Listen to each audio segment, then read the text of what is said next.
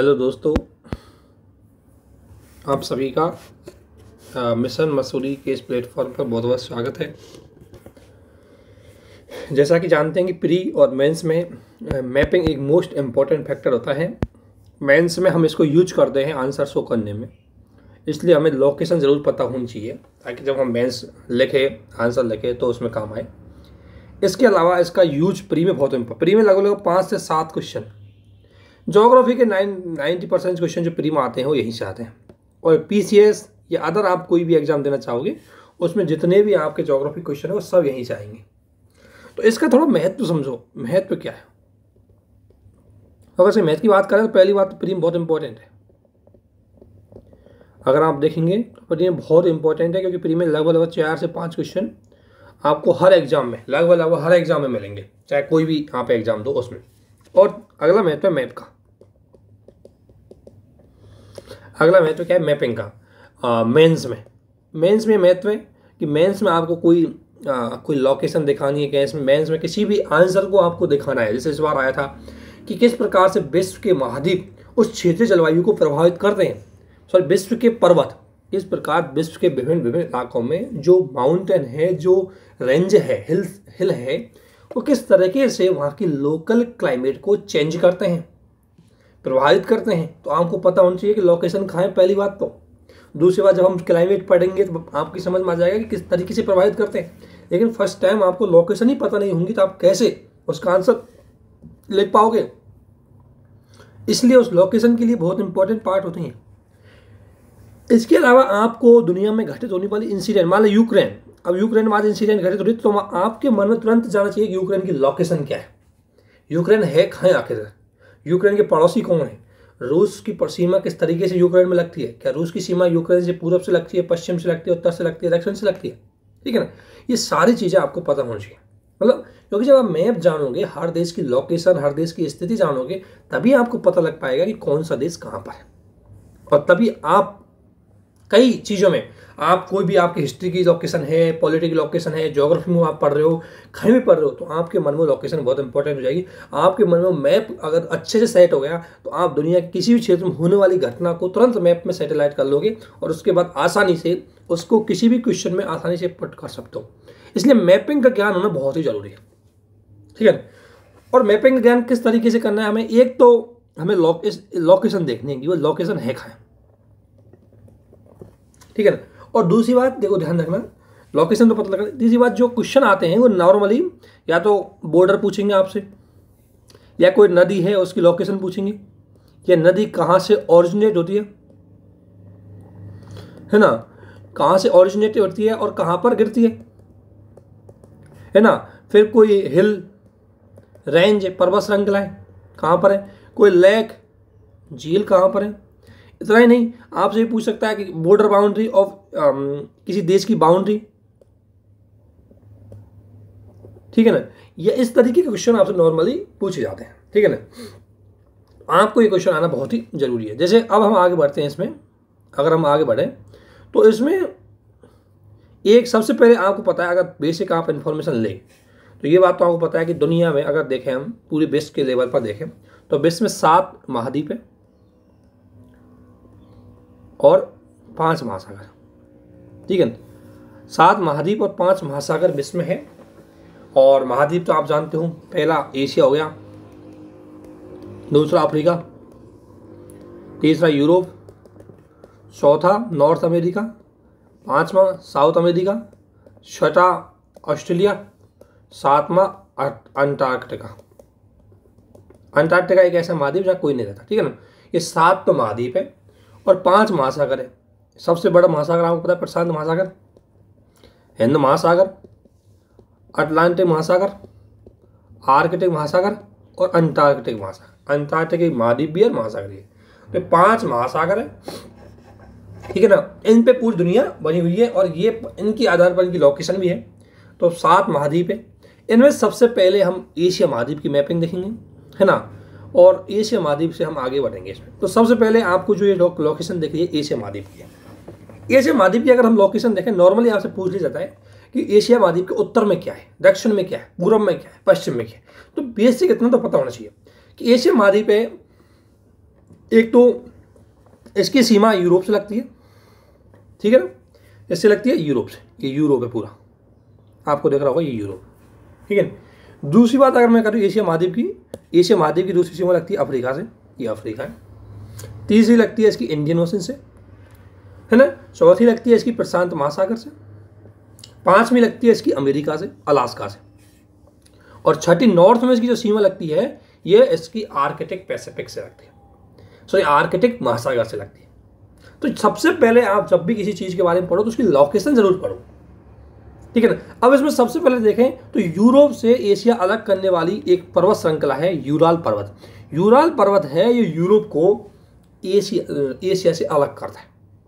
Ural पर्वत Europe को और कैस्पियन सागर और ब्लैक सागर और भूमध्य सागर, ये चार ऐसी लोकेशन है जो यूरोप को एशिया से अलग करती है। मोस्ट इंपॉर्टेंट आपसे पूछा जाता है कई बार कि यूरोप से एशिया को अलग करने वाला कौन सा है। हो सकता है आपको महासागर का नाम दे दें, जैसे कैस्पियन सागर का नाम दे दें, ब्लैक सी का नाम दे दें, भूमध्य सागर का नाम दे दें, या यूराल पर्वत का नाम दे दें।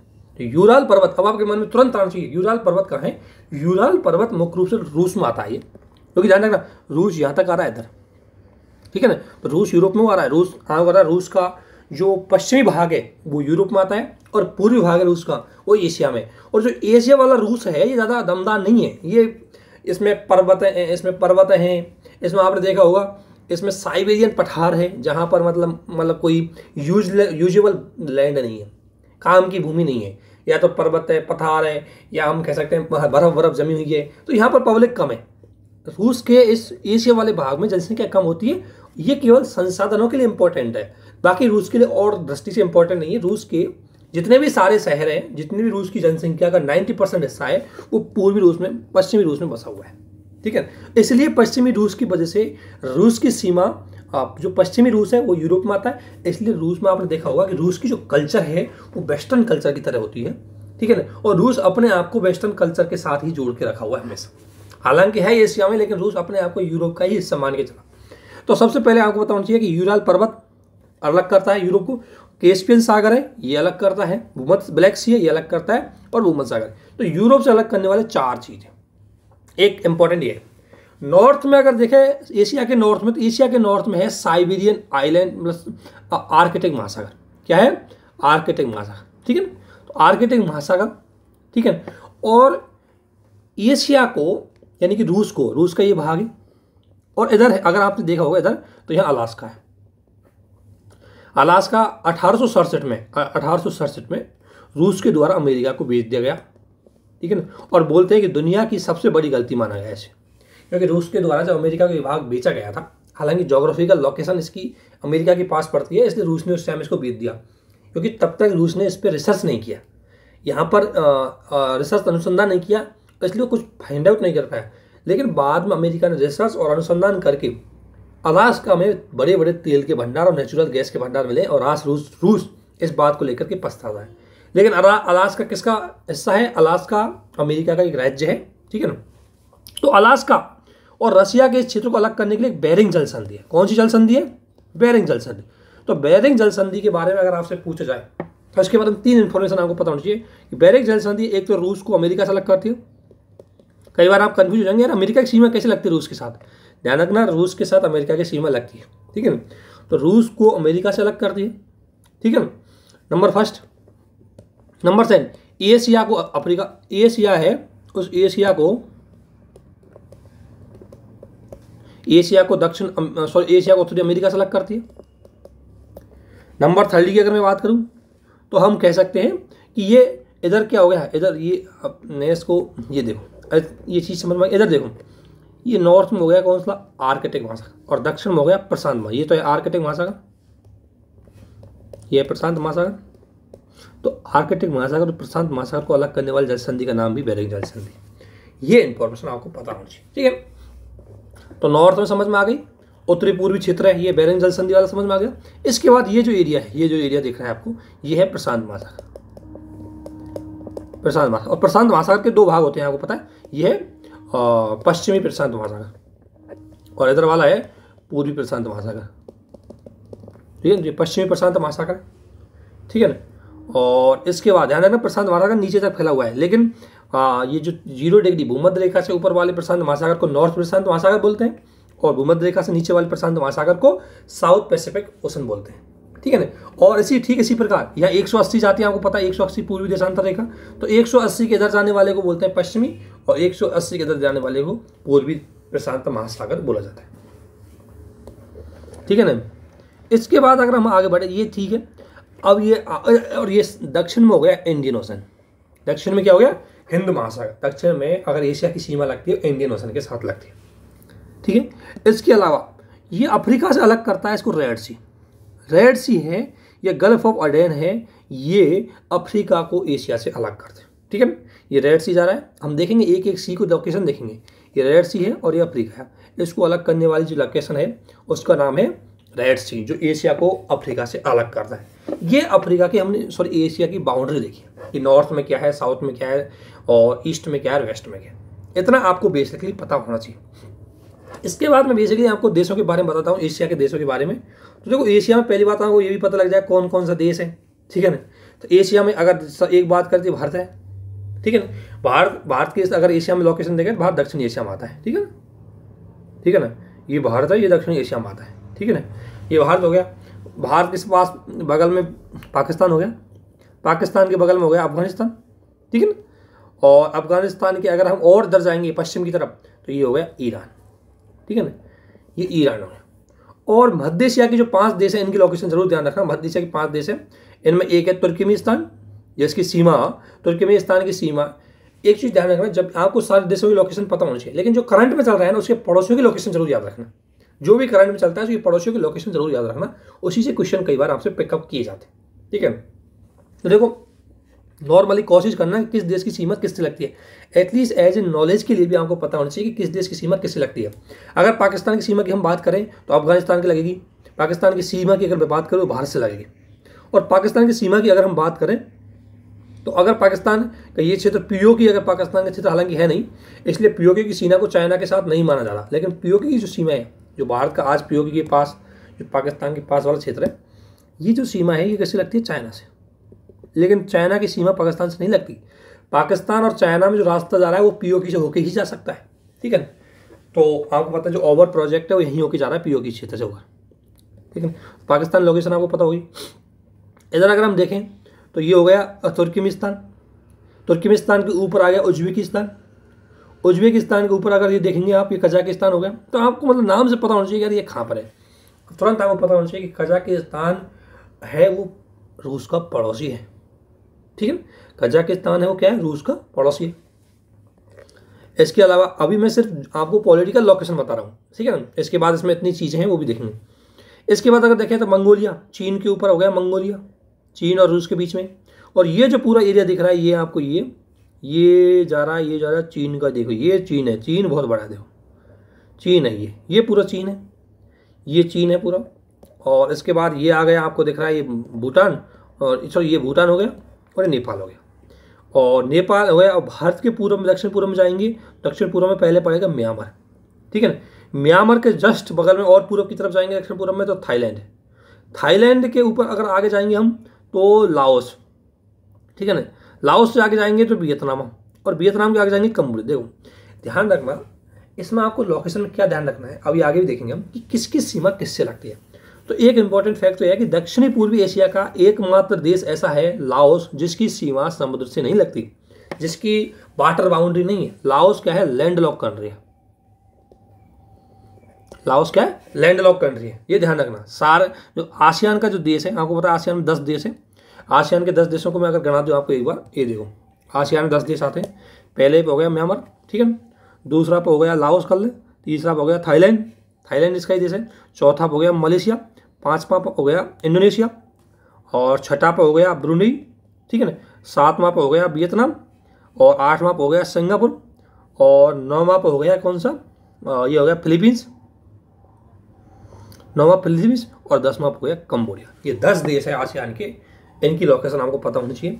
और इसमें जो देखें हम तो सबसे बड़ा क्षेत्र में फैला हुआ देश है वो है इंडोनेशिया। इंडोनेशिया यहाँ से फैला हुआ है। इंडोनेशिया की सीमा जरूर याद रखना। यहाँ से एक क्वेश्चन तो आपसे ये आ सकता है कि इंडोनेशिया की भारत से सीमा लगने वाला देश, पहली बात तो आसियान की सीमा कौन कौन से ऐसे देश हैं जिनकी भारत से सीमा लगती है? ये क्वेश्चन एक तो यहाँ से आ सकता है। तो देखो, भारत से सीमा लगने वाले देशों की अगर श्रेणी बात करें हम, तो एक तो लगता है म्यांमार की तो लगती है कौन सी सीमा भारत के साथ, लैंड बॉर्डर, भूमि सीमा लगती है इधर। उसके बाद अगर हम बात करें म्यांमार के बाद, तो भारत की में लगती है एक तो थाईलैंड की सीमा समुद्र के साथ लगती है, मलेशिया की सीमा ये समुद्र के साथ लगती है, समुद्री सीमा साथ में लगती है, और इंडोनेशिया की सीमा अंडमान निकोबार के साथ लगती है। और इंडोनेशिया का कौन सा द्वीप है, ये भी कई बार पूछा गया है कि इंडोनेशिया का कौन सा, आपको पता है इंडोनेशिया एक ऐसा देश है जो पूरी तरह द्वीपों पे बसा हुआ है, आइलैंड पे बसा हुआ है। तो इंडोनेशिया का जो सुमुत्रा आइलैंड है वो भारत के साथ बॉर्डर लगाता है। कौन सा, सुमुत्रा, आपको ध्यान रखना है, ये सुमुत्रा हुआ इंडोनेशिया के समुद्र द्वीप है।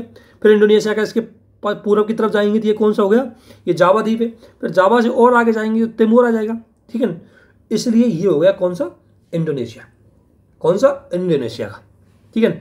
इसके अलावा एक एक चीज़ को हम आगे भी देखेंगे, मैं जस्ट एक लोकेशन के लिए बता रहा हूँ कितनी है, बाकी आगे बहुत चीज़ आएंगी, आपको समझना है कि लोकेशन कहाँ कहाँ पे, ठीक है।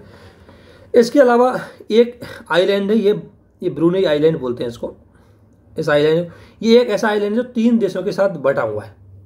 ये आइलैंड जो आपको दिख रहा है, आइलैंड 3 देशों के साथ है। इसमें अगर बात करेंगे दक्षिण वाला जो आइलैंड वाला क्षेत्र है वो तो आएगा इंडोनेशिया का अधिकार क्षेत्र में, ठीक है। इसके बाद इसके जो ये नॉर्थ में आ रहा है, ये आ रहा है किसके, ब्रूनेई के क्षेत्र में, और इसके जो इधर वाला आ रहा है ये आ रहा है मलेशिया के क्षेत्राधिकार में। तो ये आइलैंड 3 देशों के क्षेत्राधिकार में डिवाइड, ठीक है। इसके बाद ये फिलीपींस हो गया, इसकी लोकेशन देखो फिलीपींस की सीमा ताइवान से लगती है। हम देखेंगे इनको कौन सी संधि अलग करती है वो भी। ये ताइवान हो गया, ताइवान जब भी आपके मन में आए ध्यान रखना, ताइवान चीन के पूर्व में है। और ये जो हांगकांग है ये थोड़ा सा यहाँ पड़ जाता है वियतनाम के ऊपर में।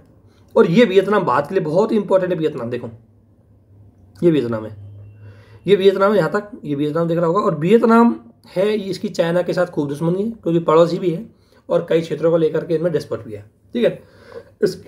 इसके अलावा ये हो गया आपको जापान, ध्यान रखना ये जापान के 4 द्वीप हैं। आपको जापान के 4 द्वीपों की लोकेशन पता होनी चाहिए क्योंकि जापान आपको पता है 4 बड़े द्वीपों पे बसा हुआ है। और जापान के 4 बड़े द्वीपों की बात करूँ तो सबसे पहला अगर हम बात करें, सॉरी ये है, ये यहाँ से लोकेशन दोबारा देखना, ये जो सकालन वाला क्षेत्र है ये रसिया का है। और आपको पता है कि 1905 में जापान और रसिया में जो युद्ध हुआ था वो इस सकालन क्षेत्र को लेकर ही हुआ था, और जापान ने सकालन क्षेत्र पर अधिकार कर लिया। और इस सकालन जो क्षेत्र है ये एक द्वीप है। तो आपसे पहली बात यही पूछा जाता है कि सकालन द्वीप कहाँ पर है, तो सकालन द्वीप उत्तरी प्रशांत महासागर में है, या जापान के उत्तर में है, या रसिया के दक्षिण पश्चिम में है, दक्षिण पूर्व में है। तो ये आपको सकालन का पता होना चाहिए। ये क्वेश्चन डायरेक्ट आपसे पूछा गया है, स्टेटमेंट पूछा गया है, यूपीएससी ने पूछा है, पीसीएस ने पूछा गया है, इसलिए आपको लोकेशन जरूर पता होनी चाहिए। जितनी भी लोकेशन मैं बोल रहा हूँ वो आपके मन और मस्तिष्क में बैठनी चाहिए, ठीक है। जापान के 4 द्वीप है वो आपको पता होना चाहिए। जापान का एक द्वीप तो ये हो गया होक्काइडो, जो सबसे नॉर्थ में है, इसका ध्यान रखना। जापान का होक्काइडो द्वीप सबसे नॉर्थ में है और जापान के होक्काइडो द्वीप की सीमा रसिया के साथ लगती है, ठीक है। और इसके बाद जापान का दूसरा द्वीप है होन्शु, तीसरा है सेकोकू, और दक्षिण में आएंगे तो क्यूशू। जापान के 4 द्वीप आपको पता होना चाहिए, होक्काइडो, होन्शु, सेकोकू और क्यूशू, ये जापान के 4 द्वीप, ठीक है ना। ये आपके बारे में पता होना चाहिए, इसको वेरी बेसिक इन्फॉर्मेशन। इसके अलावा आप ये नॉर्थ कोरिया देखेंगे, नॉर्थ कोरिया की सीमा है चाइना से लगती है, साउथ कोरिया की चाइना से नहीं लगती, ठीक है ना। तो ये लोकेशन हो गई। ये यहाँ तक आपने चीज़ें देख ली। अब मैं आपको थोड़ा सा एक लोकेशन आगे भी आएंगे उनको देखेंगे, ठीक है ना। तो ये बेसिक इन्फॉर्मेशन मैंने आपको दी है। अगर इसमें आपको क्या पढ़ना है, कैसे नोट्स बनाने हैं वो भी मैं बता देता हूँ। देखो सबसे पहले आपको यहाँ जो नोट्स बनाने हैं,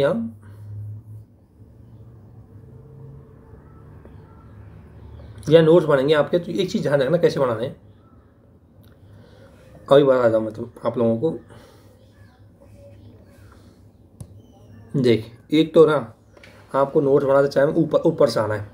कैसे कि ये जापान है, इसकी सीमा किस किस से लगती है, जापान को बहुत इंपॉर्टेंट यहाँ से क्वेश्चन पूछ जाता है। फिर सकालन की ये कहाँ पर है, और दूसरी बात ये अकोष्टक सागर है, अकोष्टक सागर की सीमा किससे लगती है, अकोष्टक सागर केवल रसिया से ही लगता है, ठीक है ना। इसकी सीमा रसिया से लगती है, ठीक है ना, ये आपको पता होना चाहिए। और ये क्यूरल आइलैंड, ये बहुत ही डिस्प्यूटेबल आइलैंड है रसिया और जापान के बीच में, तो ये पता होना चाहिए क्यूरल आइलैंड कहाँ है। पहली बात तो क्यूरल आइलैंड मतलब क्यूरल द्वीप कहाँ है, किसके बीच में विवादास्पद है? ये रशिया और जापान के बीच में विवादास्पद मुद्दा है, ठीक है।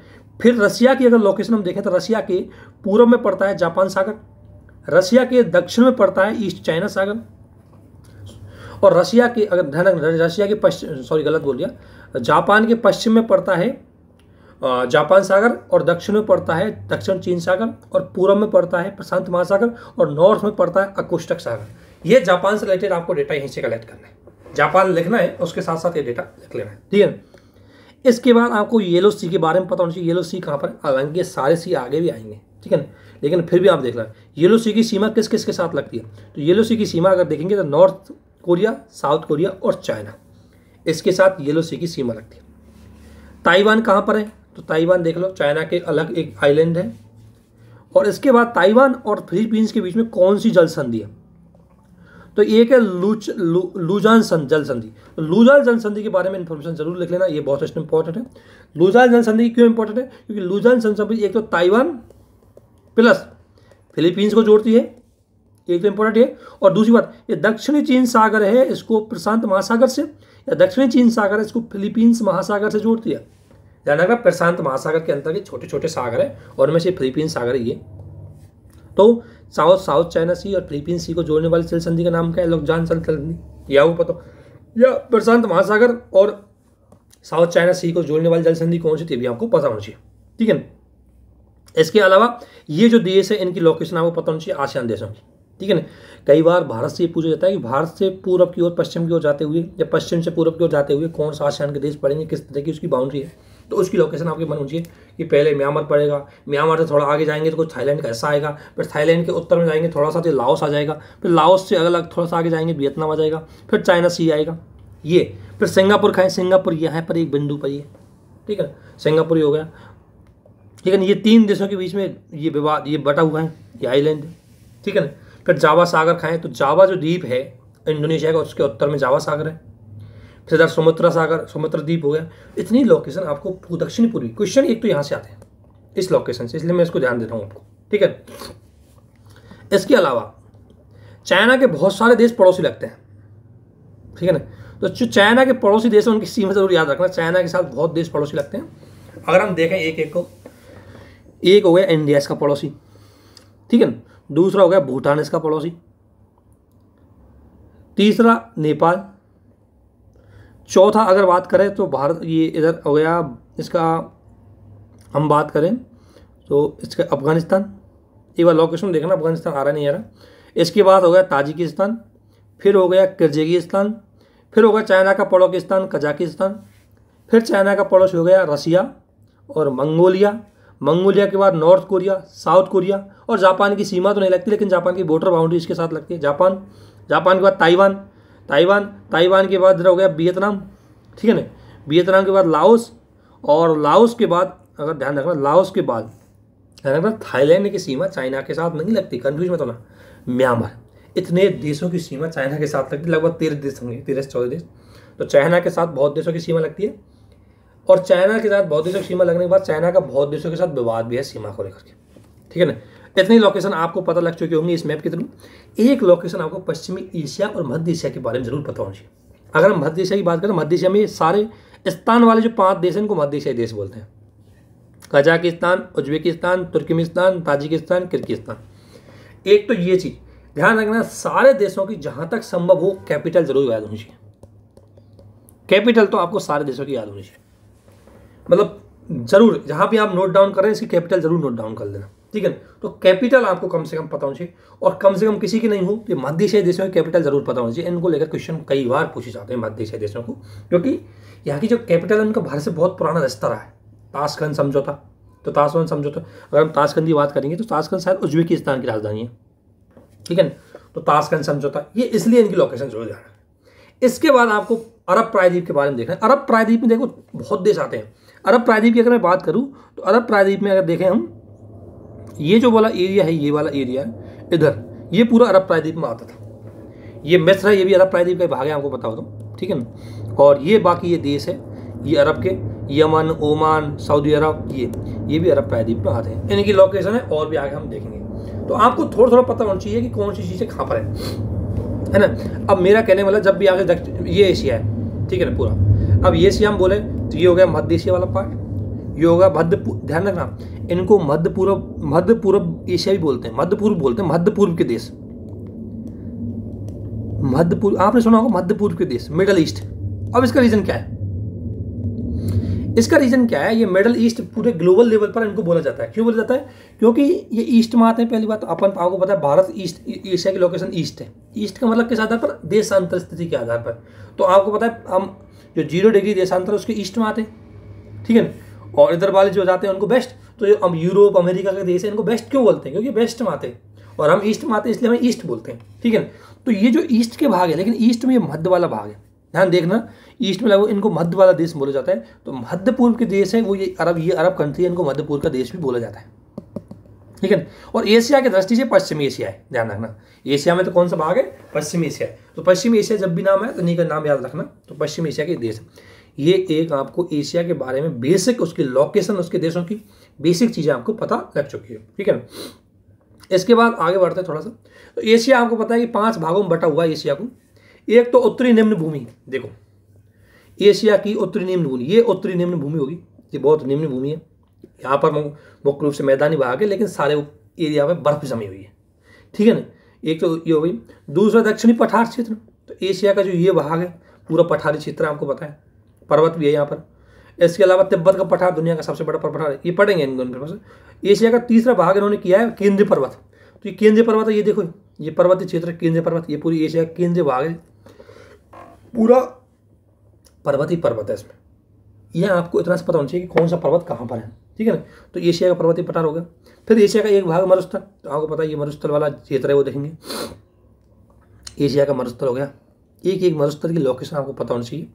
हालांकि मैंने लोकेशन मैप में भी दिखाई है, और मैंने लोकेशन को मैप के थ्रू आप में लिखा भी है, ताकि कई बार हम मैप में से कुछ चीज़ें कन्फ्यूजिंग हो जाती है, तो भी आपकी समझ में आ जाना चाहिए, ठीक है। तो अब चलते हैं एशिया के बारे में थोड़ा सा। तो एशिया को अगर देखें तो वैसे नॉर्मली इसको 5 भागों में बांटा गया है। पहला है उत्तरी निम्न भूमि।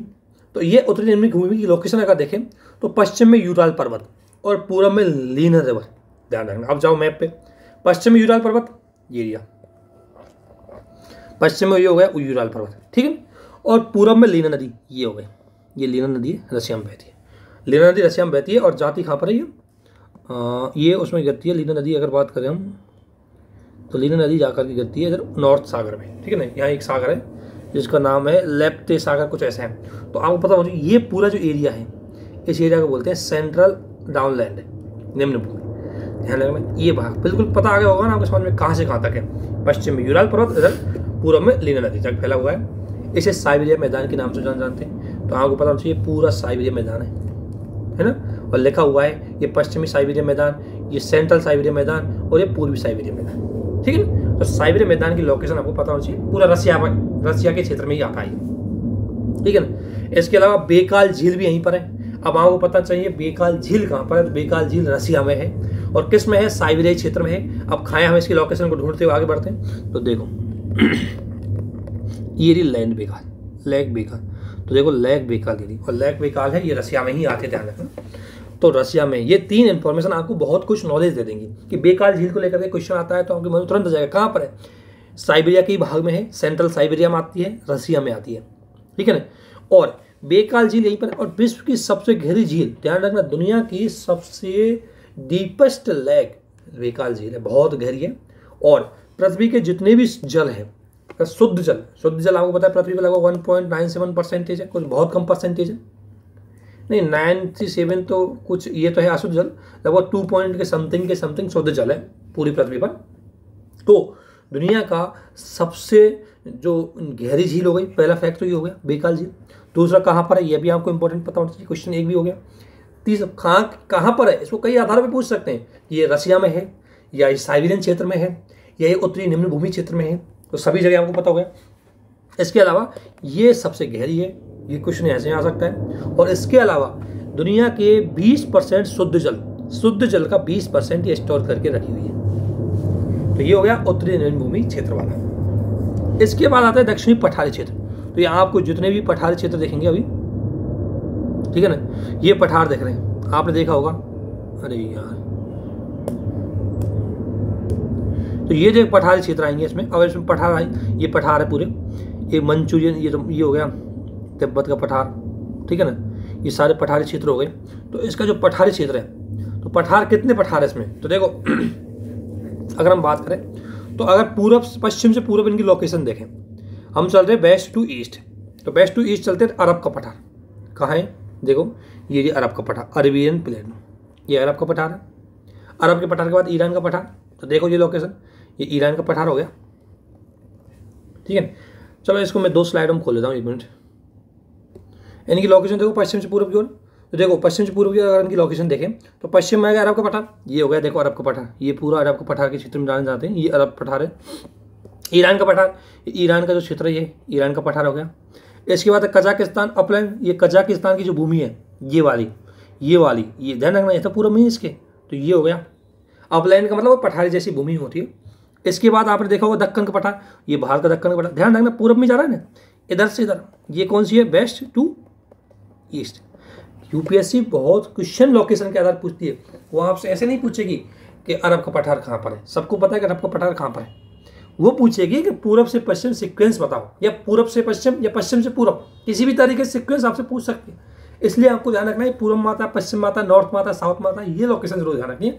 तो देखो अब मैं पश्चिम से पूर्व की ओर जा रहा हूँ, सऊदी अरब आ गया, ये अरब का पठार हो गया, ईरान का पठार हो गया, कजाकिस्तान का पठार हो गया, ये क्षेत्र भारत का पता दक्कन का पठार हो गया। इसके अलावा आगे जा रहा हूँ, ध्यान रखना ये, और आगे जा रहा हूँ तिब्बत का पठार है, यह होता है तिब्बत का पठार हो गया। इसके आगे जा रहा हूँ पामीर का पठार है, तो यहीं पर पामीर का पठार हो जाता है, ठीक है ना, यहाँ, ठीक है ना, तिब्बत के पठार में ही ऊपर उसके पामीर का पठार हो जाता है। इसके बाद आर्मेनियन का पठार है ना, तो आर्मेनियन का पठार की अगर मैं बात करूँ तो ये आर्मेनियन का पठार है, ये इधर है कहीं, ये मंगोलिया की साइड में, और केंद्रीय साइबेरिया भूमि, तो यहाँ आपको पता है ये आ गई केंद्रीय साइबेरिया भूमि, तो सब पूर्व में जा रही नहीं जा रही, ये केंद्रीय साइबेरिया भूमि होगी, ठीक है ना। ये इसमें लोकेशन में नहीं दिया हुआ है आर्मेनियन का पठार, लेकिन ये मंगोलिया के पास में आएगा, ठीक है। इसके अलावा मंगोलिया का पठार, ये पूरा मंगोलिया का पठार ही हो गया, और यूनान का पठार ये इधर चाइना हो जाएगा, यूनान का पठार इधर यहीं है, ठीक है, ये चाइना में होता है यूनान का पठार। तो ये लोकेशन के आधार पर पठारी क्षेत्रों को क्लासिफिकेशन दिया गया, तो ये पठारी भूमि है, ठीक है। अब एक एक को देख लेते हैं, तिब्बत का पठार कहाँ पर है, ये तो इनकी लोकेशन के आधार पर दिए। तो देखो तिब्बत का पठार है, इसकी लोकेशन दे दी आपको, देख रहा होगा तिब्बत का पठार, ये तिब्बत के क्षेत्र में, बाहर हिमालय के उत्तर में और चाइना के क्षेत्र में फैला हुआ है, ये तिब्बत का पठार है।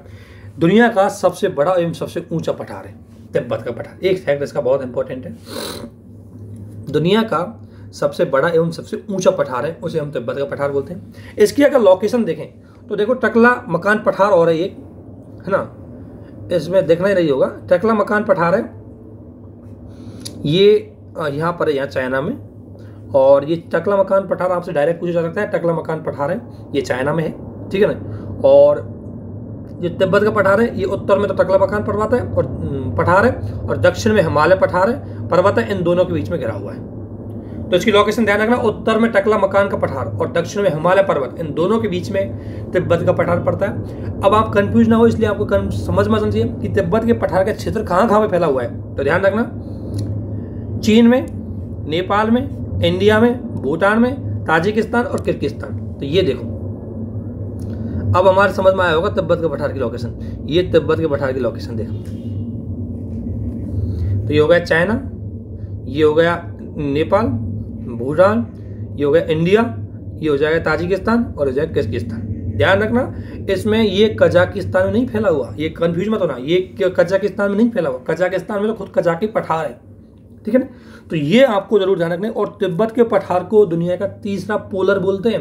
2 पोलर तो आप जानते हो, ये हो गया नीचे वाला साउथ पोलर और उत्तर वाला होगा नॉर्थ पोलर, और इनके अलावा दुनिया में एक पोलर और है जिसे बोलते हैं तिब्बत का पठार। क्यों पोलर बोलता है? क्योंकि दुनिया में जो बर्फ है वो तीसरी सबसे ज़्यादा बर्फ तिब्बत के पठार पे जमी हुई है, और तिब्बत का पठार कई नदियों के जल का स्रोत भी बनता है, और तिब्बत का पठार दुनिया में तीसरी सबसे ज़्यादा बर्फ यहीं पर जमी हुई है, इसलिए इसको तीसरे द्रव की श्रेणी में रखा जाता है। अब तिब्बत के पठार से संबंधित जानकारी आपको आ गई समझ में। इसके बाद अरब पठार की मैं बात करूं तो हमने पढ़ा ही था, ये पूरा अरब पठार, ठीक है, पश्चिम एशिया पे। और अरब पठार पश्चिम एशिया का रही, ये पेट्रोलियम भंडार के लिए बहुत फेमस है। किसके लिए? पेट्रोलियम के लिए। इसके बाद आता है पामीर का पठार।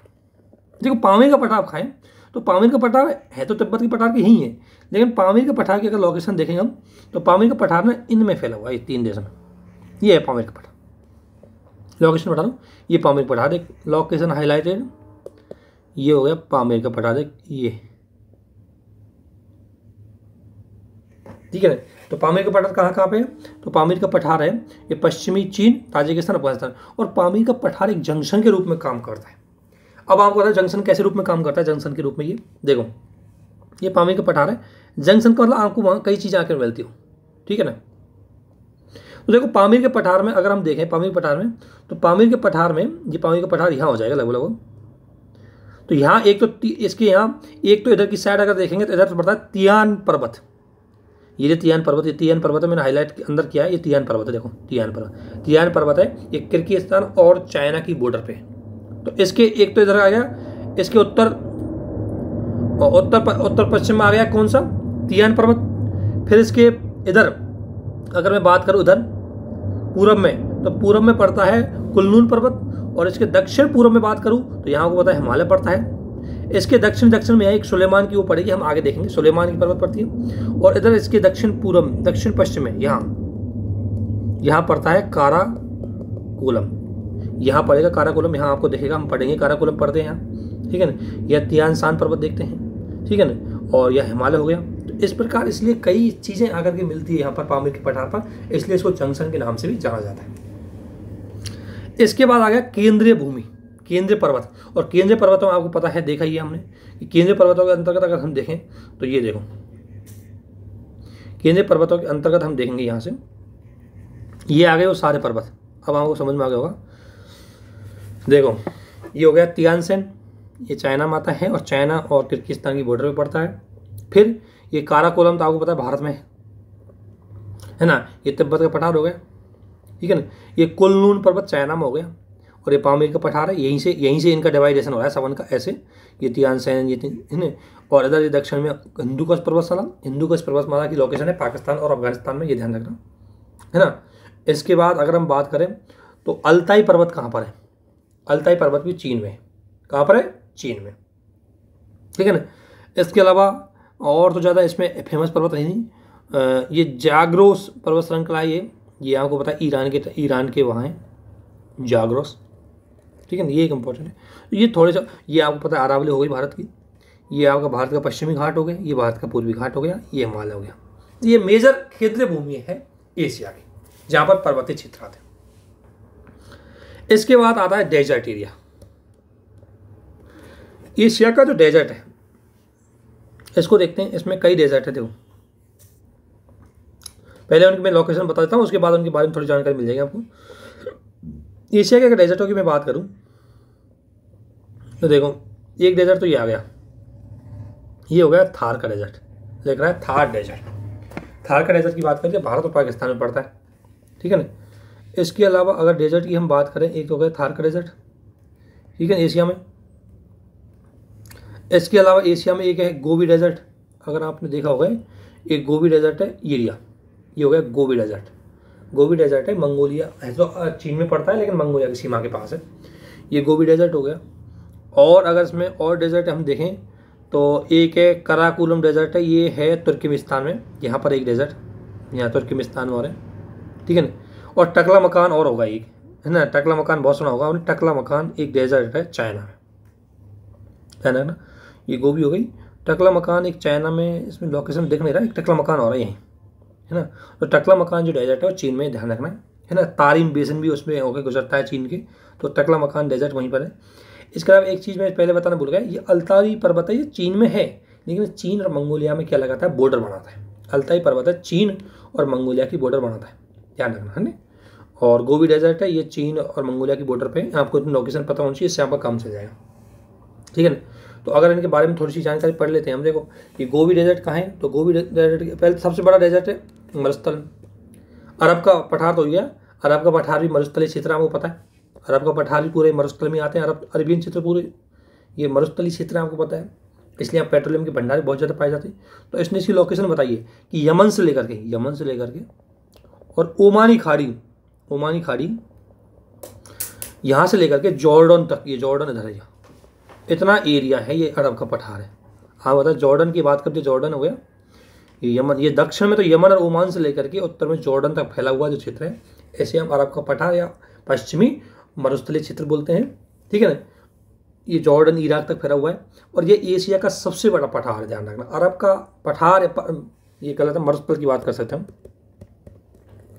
एशिया का सबसे बड़ा मरुस्थल है ये। इसके बाद आता है गोबी डेजर्ट। जो गोबी डेजर्ट है, इसकी लोकेशन हम देख सकते हैं, चाइना में है।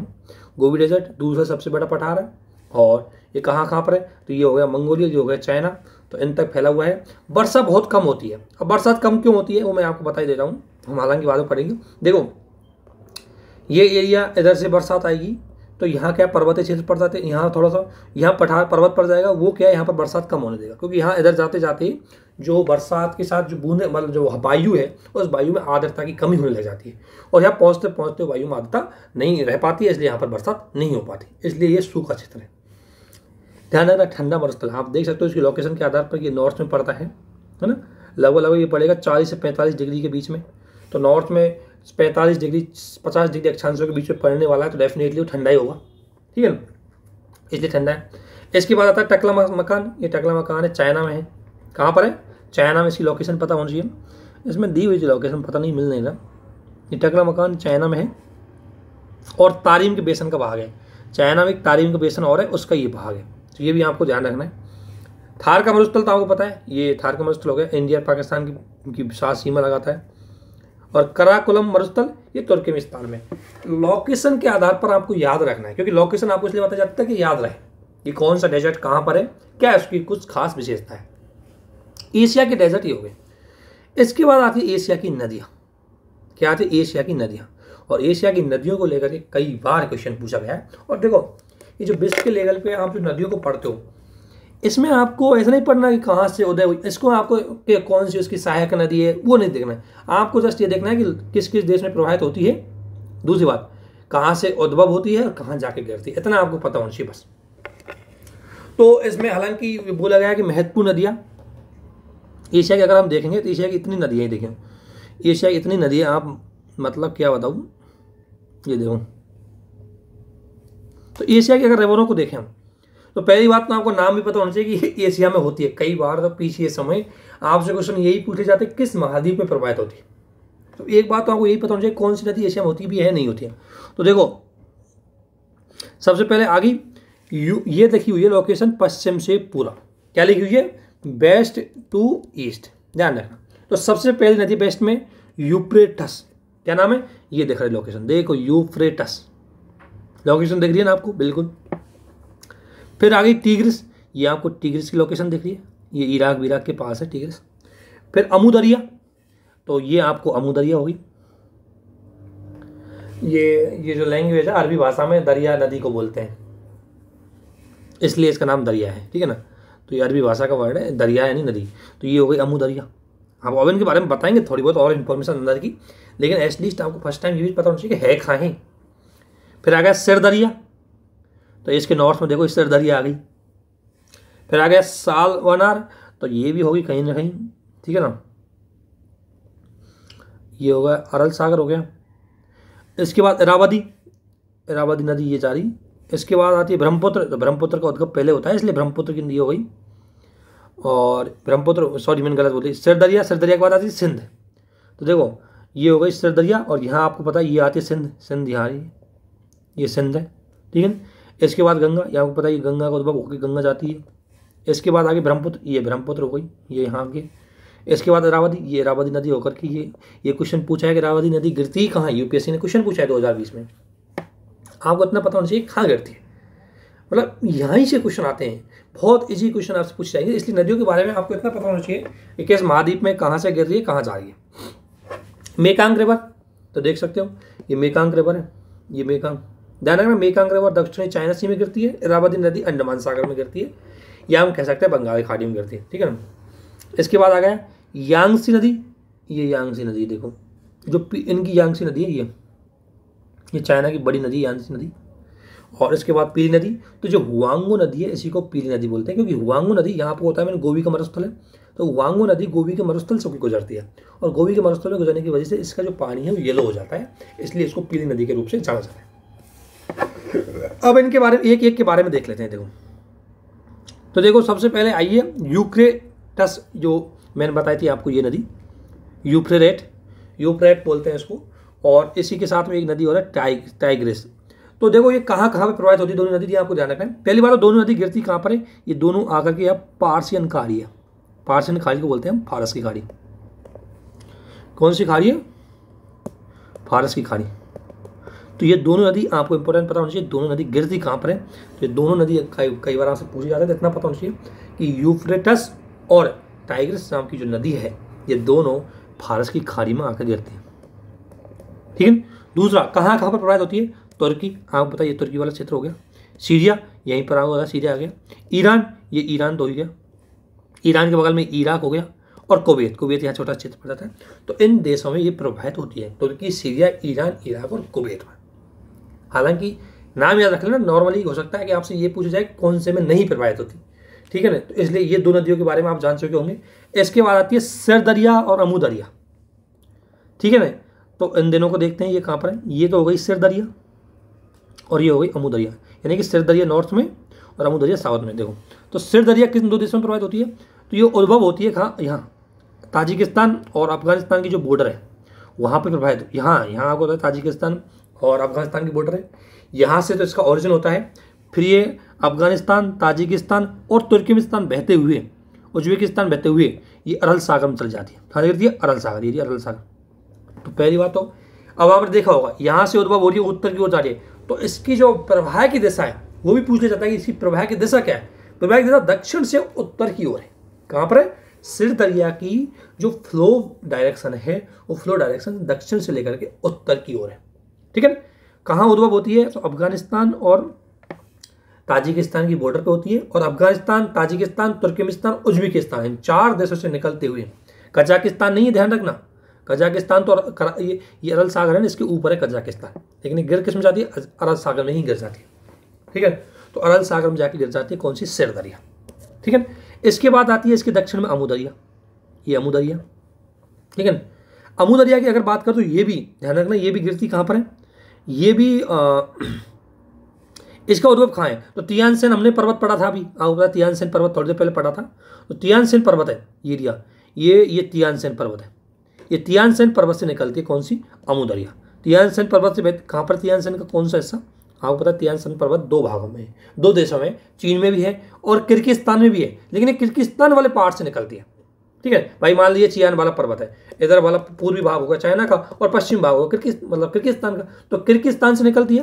किर्गिस्तान से निकलने के बाद ये जाती है उज्बेकिस्तान। यह देखो ये किर्गिस्तान है, किर्गिस्तान से बहते हुए यूँ जाती है कजाकिस्तान, और कजाकिस्तान के बाद ये उज्बेकिस्तान के साथ अरल सागर में, ये भी अरल सागर में ही गिरती है। कहाँ पर गिरती है? अरल सागर। सिर दरिया, अमू दरिया दोनों रिवर है अरल सागर में ही गिरती है। ठीक है। सिर दरिया 3 देशों में बहती है। ध्यान रखना, अंतर यह कि सिर दरिया है वो अफगानिस्तान में नहीं जाती, उसकी जगह वो किस में जाती है? कजाकिस्तान में। ठीक है। और जो अमू दरिया है वो अफगानिस्तान में नहीं जाती, और सिर दरिया है वो अफगानिस्तान में जाती है। दोनों बहती 4 देशों में, दोनों गिरती मतलब उसी देश में है। कहाँ पर? अरल सागर में। इनका ओरिजिन अलग अलग जगह, वो ध्यान रखना है। इसके बाद आता है सिंध। तो सिंध नदी तो आपने पढ़ी है। सिंध नदी का उद्भव आपको पता है तिब्बत की पठार से होता है, और किससे होता है? मानसरोवर झील से। इसमें देखेंगे तो नॉर्मली इसकी लोकेशन यहाँ आएगी, मानसरोवर झील से होता है। इसका प्रवाह क्या है? देखो प्रवाह, अगर इसके प्रवाह की अगर हम बात करें तो प्रवाह है उत्तर पश्चिम में प्रवाहित होता है। क्योंकि ध्यान रखना, ये क्यों लिखा है उत्तर पश्चिम? उत्तर पश्चिम आपको लग तो रहा होगा दक्षिण में जाती है, लेकिन इसकी लोकेशन बताओ कैसे। ये क्या है कि ऐसे उद्भव होती है यहाँ पर, फिर यूँ जाएगी। तो ये अगर इसकी बात करें हम तो ये तो उत्तर पश्चिम हुआ ना, उत्तर पश्चिम जाती है, फिर ये दक्षिण पश्चिम में आती है। पहले उत्तर पश्चिम जाती है, फिर ये दक्षिण पश्चिम में आती है। ये ध्यान रखना, इसकी 2 तरह से प्रभावित होती है। पहले उत्तर पश्चिम जाएगी, फिर दक्षिण पश्चिम आएगी। ठीक है ना। ये भारत का जो श्रीलंका, ये भारत का क्षेत्र है, तो भारत का जो जम्मू कश्मीर वाला क्षेत्र है इसमें तो आएगी उत्तर पश्चिम, और फिर नीचे गिरेगी दक्षिण पश्चिम। ठीक है ना। और कहाँ पे गिरती है? अरब सागर में। और किन 3 देशों में बहती है? चाइना से तो इसका ओरिजिन होता है, भारत के ये कश्मीर वाला एरिया में बहती है, और फिर पूरे पाकिस्तान में प्रवाहित होते हुए अरब सागर में गिर जाती है। ठीक है ना। कहाँ पे गिरती है? अरब सागर में। इसके बाद आती है गंगा। गंगा भारत की नदी है, हालांकि भारत की पढ़ेंगे तभी अच्छे से पढ़ेंगे, लेकिन यहाँ वैश्विक इतिहास के हिसाब से पढ़ रहे हैं, वैश्विक दृष्टिकोण है, एशिया की लोकेशन के आधार पर इनको पढ़ रहे हैं। तो गंगा नदी आपको पता है, गंगा हिमालय से उद्भव होती है, और फिर भारत से बहते हुए ये बांग्लादेश में गिर जाती है, बांग्लादेश में बंगाल की खाड़ी में जाके गिर जाती है। 2 देश आते हैं इसमें, भारत और बांग्लादेश। फिर वायस का देखेंगे तो पहले तो दक्षिण में बहती है ये, फिर दक्षिण पूर्व में बहती है। यानी कई बार इसके फ्लो से संबंधित क्वेश्चन पूछे जाते हैं, फ्लो किस टाइप है, क्या इसका फ्लो नॉर्थ में है, इसका फ्लो साउथ में है, इसका फ्लो कहाँ पर है। ये फ्लो बहुत इंपॉर्टेंट पार्ट है, ठीक है। इसके बाद आती है इरावदी नदी। ध्यान रखना, इरावदी नदी की अगर मैं बात करूँ तो इरावदी नदी का उद्गम म्यांमार में होता है। म्यांमार में भारत की पास सीमा के पास में जो हिमालय क्षेत्र है, भारत म्यांमार की सीमा के पास में, तो जो हिमालय का जो भाग है, हिमालय आपको पता है पूरा फैला हुआ है, जो म्यांमार में हिमालय है, हिमालय की लोकेशन पढ़ेंगे तब आपको बताया जाएगा, लेकिन जो म्यांमार में हिमालय है वहाँ से इरावदी नदी का उद्भव होता है। और इरावदी नदी म्यांमार में ही बहते हुए, इरावदी नदी म्यांमार बहते हुए, ध्यान रखना, म्यांमार बहते हुए अंडमान सागर में गिर जाती है। और अंडमान सागर में मतलब ये अरब, ये बंगाल खाड़ी भी है, इसको क्या बोल सकते हैं, बंगाल, क्योंकि पूरा बंगाल खाड़ी है, तो अंडमान सागर है, बंगाल खाड़ी में गिर जाती है। तो अगर ऑप्शन में आपको अंडमान सागर भी दिया है तो आंसर आपको लगाना है अंडमान सागर। लेकिन यदि अंडमान सागर नहीं दिया और उसकी जगह बंगाली खाड़ी दिया गया है तो बंगाली खाड़ी आपको आंसर लगाना है। ये क्वेश्चन यूपीएससी ने पूछा है इरावदी नदी का। और इसमें इंपॉर्टेंट खबर यह है कि म्यांमार की जो राजधानी का नाम बड़ा अजीब है, मुझे याद नहीं है, लेकिन जो म्यांमार की राजधानी है वो कहाँ पर बसी हुई है, इरावदी नदी पर। और देखो इस टाइम आपको इंपॉर्टेंट खबर बता दूं कि म्यांमार के कौन कौन से देशों के साथ पड़ोसी सीमा लगती है, उसको आपको याद रखना है, क्योंकि म्यांमार बड़ा हाईलाइटेड चल रहा है इस टाइम। वहाँ पर जो डेमोक्रेसी है उसको हटा करके आर्मी शासन चल रहा है, इसलिए उसको लेकर क्वेश्चन पूछ सकते हैं। तो आपको म्यांमार की राजधानी, उसके पड़ोसी और वहाँ में प्रवाहित होने वाली जो नदियाँ हैं उनके बारे में आपको पता होना चाहिए। इसके बाद एक नदी है सालविन। कौन सी नदी है, सालविन। सालविन नदी है, इसमें लोकेशन नहीं दी है, लेकिन सालविन नदी है, इसका उद्भव होता है तिब्बत के पठार से। तिब्बत के पठार, कई बार आपसे क्वेश्चन ये भी पूछा जाता है कि तिब्बत से पठार से होने वाली नदियों को बताइए। तिब्बत के पठार से 5-6 नदियाँ प्रवाहित होती है। मेकोंग, एक बार ये लिख ले चल, तिब्बत के पठार से कौन कौन सी होती है।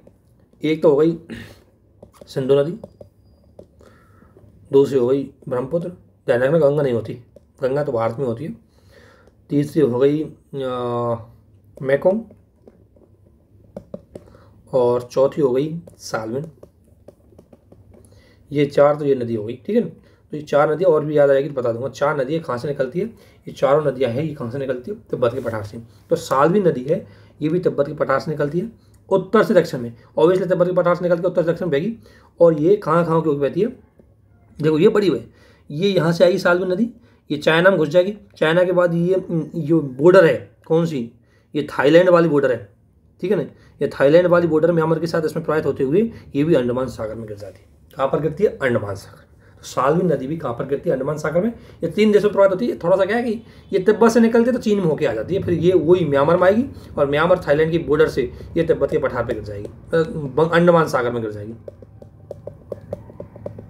ठीक है। तो ये हो गई सालविन नदी। सालविन नदी के बाद अगर हम आगे पढ़ेंगे तो मेकांक नदी। कौन सी नदी, मेकांक नदी। ये भी कहाँ से निकलती है, ये यहाँ पे सुना होगा, ये भी मेकांक नदी, यहाँ से ऑरिजिन होती है और ये बहते हुए ये इधर चल जाती है। अब मेकांक नदी के बारे में आपको बता दूँ, मेकांक नदी एक ऐसी नदी है जो तिब्बत के पठार से निकलती है। एक तो ये चाइना और म्यांमार की सीमा पर गुजरती है, फिर अगर हम बात करें और आगे तो ये लाओस और वियतनाम, लाओस और ये थाईलैंड की सीमा से निकलती है, ठीक है ना। फिर कंबोडिया में प्रवाहित होते हुए, ध्यान रखना वियतनाम में जाती है और कंबोडिया में प्रवाहित होते हुए ये कहाँ गिर जाती है, दक्षिणी चीन सागर में। तो इसके बारे में इंपॉर्टेंट खबर ध्यान रखना कि उद्भव कहाँ से होता है इसका, तिब्बत के पठार से। प्रवाहित की डायरेक्शन कैसी है आपको बताइए, ये नॉर्थ है, ये साउथ है, साउथ डायरेक्शन है। किन किन देशों में जाती है, ये चाइना हो गया, म्यांमार हो गया, ठीक है ना, थाईलैंड की सीमा पर जाती है, और यहाँ होता है लाओस हो गया, और ये दक्षिण में हो गया कंबोडिया, और ये थोड़ी सी बगल में हो गया वियतनाम। तो इन देशों से गुजरती है, वियतनाम से गुजरती है, कंबोडिया से गुजरती है, और कहाँ गिरती है, ये आपको पता है साउथ चाइना सी में गिरती है। तो कहाँ पर गिरती है मेकांग नदी, साउथ चाइना सी में। एक से इसके बाद आती है यांगसी नदी। अच्छा, ये यांगसी नदी का भी उद्भव कहाँ होता है, तिब्बत के पठार से। तो 5 नदी फेमस है, उसमें एक नदी यांगसी नदी भी है।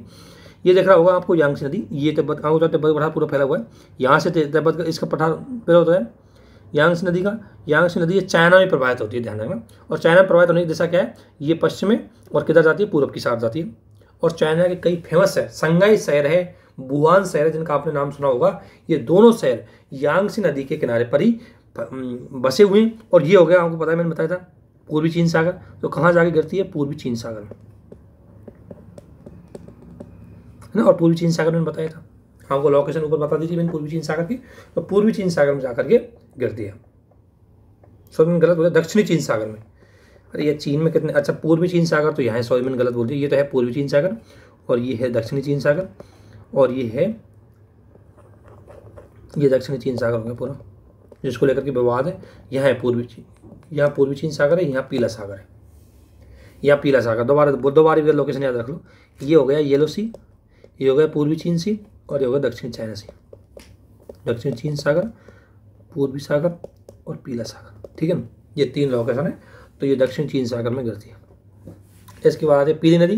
पीली नदी को किस नाम से बोलते हैं हम, वांगू नदी से बोलते हैं। इसका प्रभाव भी अगर आप देखोगे तो ये हो गया पश्चिम, ये हो गया पूरब, ठीक है ना, पश्चिम से पूर्व प्रवाहित होती है। और ये मैंने बताया था यहाँ गोबी का मरुस्थल है, देखो गोबी का मरुस्थल बताया था मैंने आपको, अगर आपको याद है, ये रे गोबी का डेजर्ट, तो गोबी के डेजर्ट में प्रवाहित होती है। और गोबी के डेजर्ट से प्रवाहित होते होते जब गोबी के डेजर्ट में एंट्री मारती है ना, तब इसका रंग येलो हो जाता है, इसलिए इसको नाम क्या बोलते हैं, येलो नदी।